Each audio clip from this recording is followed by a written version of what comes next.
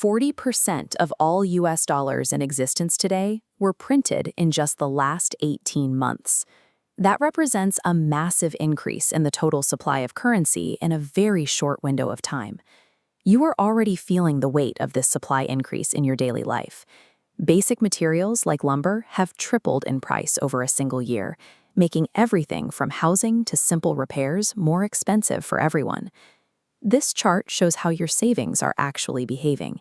Even as the number in your bank account stays the same, the volume of groceries, fuel, and clothing it can purchase rapidly shrinks. Your wealth is being quietly drained without a single cent ever leaving your account. To see how this drain works, we have to look past the numbers on the screen and examine the specific technology used to create money in the first place. The stability of that number in your bank account relies on a man-made social contract. Understanding why your money buys less today requires looking back at how we engineered this system and where that engineering can be manipulated. Before currency, trade relied on the barter system. It was a logistical nightmare that required a double coincidence of wants, finding someone who needs exactly what you have at the exact moment they have what you want. Take a tomato farmer and a tent maker. The tent maker creates a durable product he can trade at any time of year to store his wealth. But the farmer's tomatoes are perishable. He has to trade his goods immediately or lose his entire year's labor to rot. Humanity solved this through commodity money. Around 770 BC, the Chinese cast bronze into miniature versions of tools to act as durable placeholders of value. At this point in history, money possessed intrinsic value. A coin made from 1 gram of gold was worth 1 gram of gold. Its value was anchored to the physical difficulty of mining and refining the metal.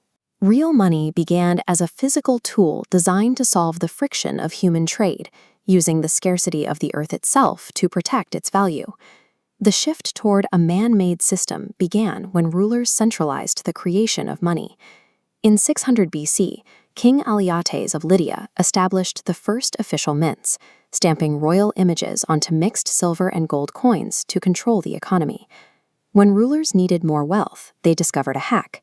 They quietly mixed cheaper metals into their gold, diluting the physical value. The royal stamp became the legal source of value. Citizens traded these diluted alloys at full price, subsidizing the king's spending. This is the origin of fiat, a Latin term meaning "let it be done." It is value created by decree. Today, this allows a 10,000 Singapore dollar note to cost less than 20 cents to produce, while remaining as valuable as 120 grams of gold in the eyes of the law. The illusion of money was born the moment authorities realized they could dictate value by command, rather than backing it with physical scarcity. Today, this ancient trick is managed on a global scale by governments and central banks.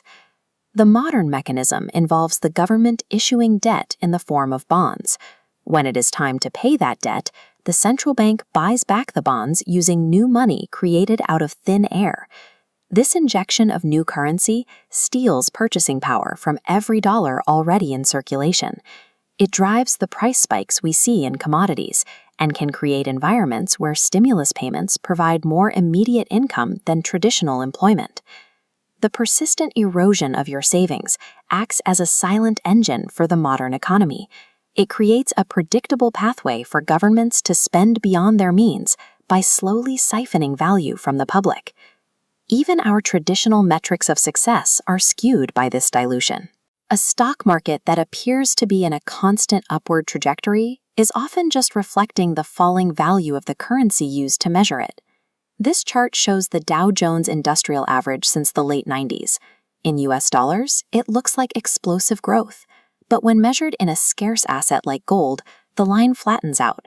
In real terms, we've barely moved past 1997. Storing your wealth in a fiat currency guarantees its systemic devaluation. To survive the mechanics of the system, you must stop hoarding paper money and start acquiring assets that grow faster than the government can print.